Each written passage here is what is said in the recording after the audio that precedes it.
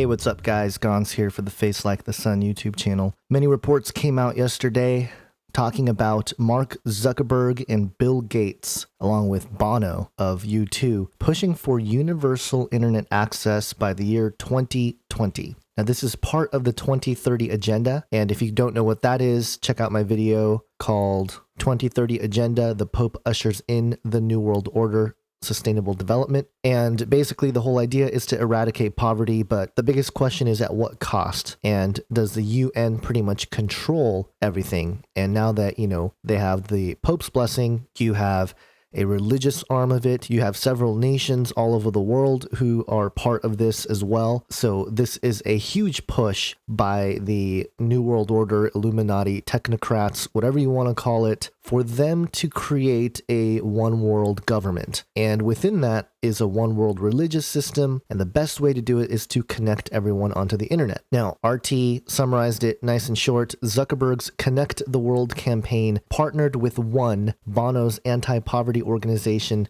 to release the Connectivity Declaration during the United Nations General Assembly on Monday. And it stated, when people have access to the tools and knowledge of the internet, they have access to opportunities that make life better for all of us. The internet belongs to everyone. It should be accessible by everyone. And here it says, if we connect the more than 4 billion people not yet online, we have a historic opportunity to lift the entire world in the coming decades. And on one hand, he's right. Okay, just to be honest, we're on the internet here right now. The internet has changed the world, and in certain ways, it's definitely changed it for the better. Not gonna lie, can't deny it, okay? And I don't think people that are online, especially commenting, would be like, actually, no, the internet is nothing but evil, which would be really hypocritical if you're online posting comments saying that. So there have been positive things to come out of the internet, no doubt. But as it becomes something that is of a global scale, and as it becomes something that is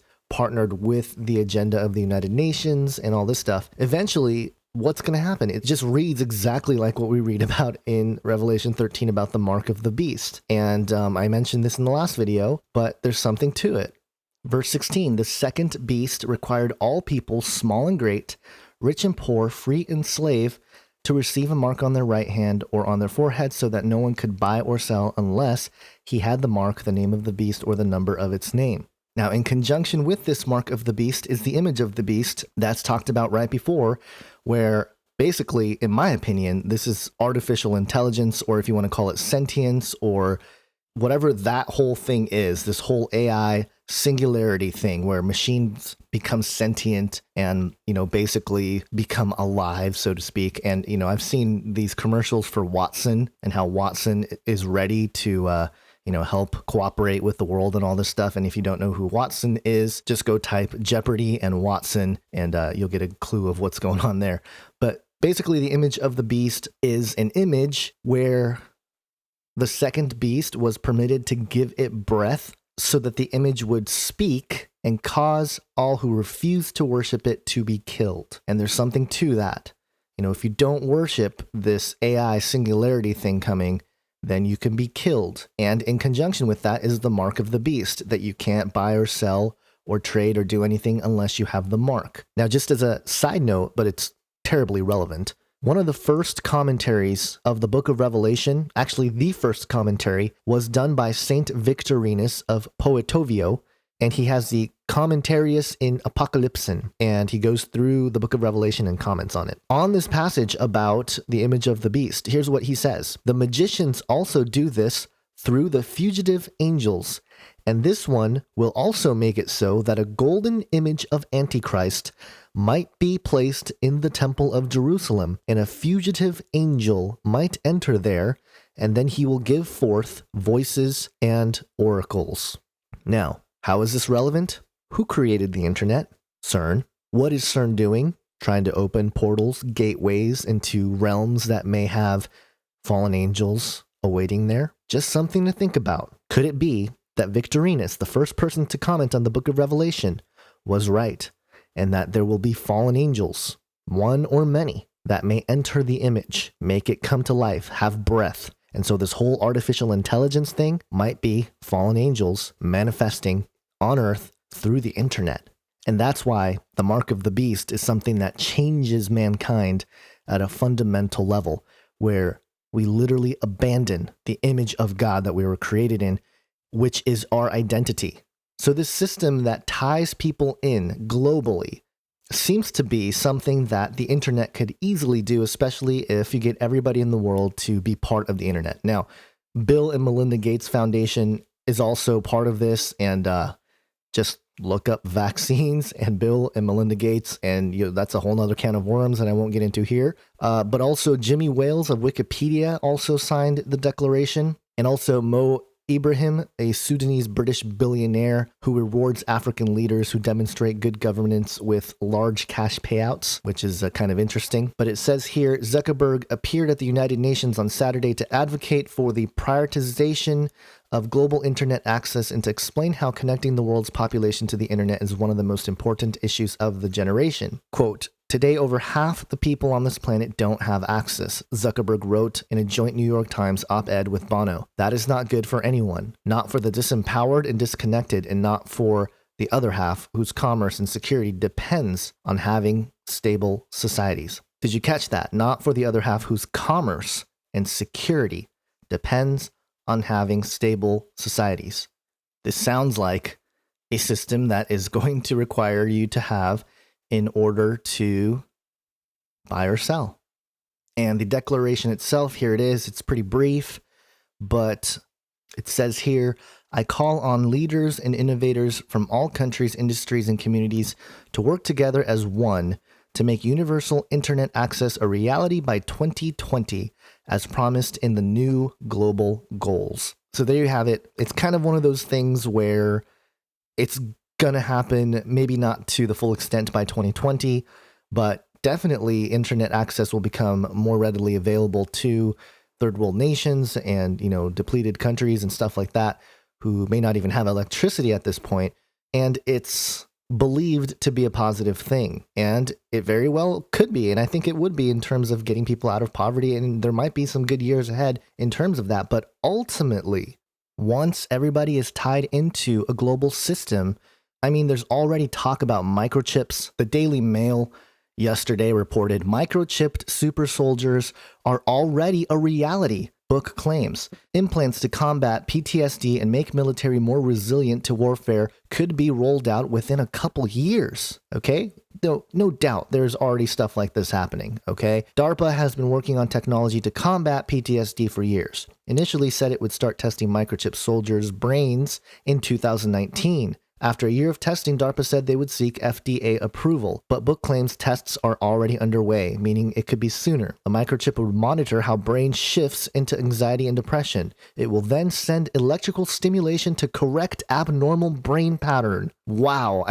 Talk about allowing somebody else to control your emotions and everything. This is pretty scary, guys. So consider this sort of thing becoming public in conjunction with this idea of global connectivity to the internet. And go back and read Revelation 13, because all the foundation for what we read about here that, John the Revelator saw in a vision 2,000 years ago on the island of Patmos is coming true. And it's really hard to deny if you really read the text. It's straight up, it doesn't wiggle around here. It's not metaphor. It's not all this other stuff. It's straightforward here, at least in my understanding. And if you read through the rest of the book of Revelation, you'll know why there's no mercy for those who take the mark or worship the image. And I think it's because you give up your humanity in some way. And I'm actually going to do a talk tonight with my local church here talking about the image of God and also little g gods and also the image of the beast. And hopefully I can get that on YouTube in a couple days as long as all the recording equipment works and everything. But let me just break down this word mark, okay? The word mark is charagma. In the Greek, it means sculpture, engraving, a stamp, or sign. Okay, so it's an identification, giving irrefutable connection between parties. It's a brand mark or an impress on a coin. An ID marker. And if you think about what identification markers are in today's society, again, I think we're just seeing the groundworks. And even one more story, okay? According to clicktohouston.com, We have told you about this for months now, and this week it is finally happening. Yeah, credit cards with chips become the standard on Thursday. Sophia O'Heed is joining us with our consumer headlines this morning. Good morning. Yes, it is all changing, and it is all changing on Thursday. Most shoppers won't be swiping those credit cards to make purchases. They'll instead be putting them into the card reader's chip side first. Our consumer expert Amy Davis first told you about these security chips designed to reduce counterfeiting last month. The new pieces of plastic are expected to cut down credit card fraud, mostly counterfeiting cards using stolen data from big breaches. And the credit card industry will hold any merchants or credit card companies who don't use the chips liable for covering those counterfeits. So there you have it. The story about no more swiping credit cards. It's all about the microchip on the card now. And as wearable technologies progress and implantable technologies progress, as DARPA is doing to the military already, I believe, to a certain extent, man, again, we don't know exactly what the mark will be, but all the groundworks are being laid right now. And so we all need to wake up to this. Help your friends who may not be aware of this stuff to wake up. Share this video with them. Let them know that, hey, this is really happening, okay? The Bible is way more relevant than you think. How is it that a guy on an island of Patmos 2,000 years ago saw a vision of this? All the groundworks being laid right before our eyes. We live in some very, very interesting times. And the main thing here is to, number one, don't take the mark if it comes out, but also abide in Jesus Christ, because he's the one that protects us. We are covered in the blood of Christ. And my sort of belief, this is just a belief / opinion. It's not really a conviction of mine or any kind of doctrinal thing. But I think when these things start to happen, most Christians will kind of see it. Like the Holy Spirit will tell them this is the mark of the beast. And I think there's already an awakening happening in that regard. But I do think that we have to spread this kind of information because, you know, I always talk about this one conversation I had with a church leader several years ago. This is about 4 or 5 years ago now. But I was talking to him about microchips, and, you know, it was actually a discussion about stem cell research that turned into a conversation about microchips. And I said, hey, you know, these iPhones are coming out, all this stuff. What if they, you know, give you a chip to, you know, so you can access the internet right from your brain? And he was like, oh, yeah, totally. I would totally get that. And I said, whoa.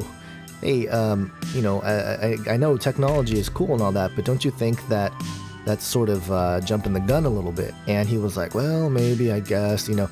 And so this is a church pastor, everybody. I mean, this is a guy who leads congregations, okay? And this was a, you know, fairly large church. It's troubling. Very troubling that he would kind of not see it, you know? It's like, man, just go read Revelation 13.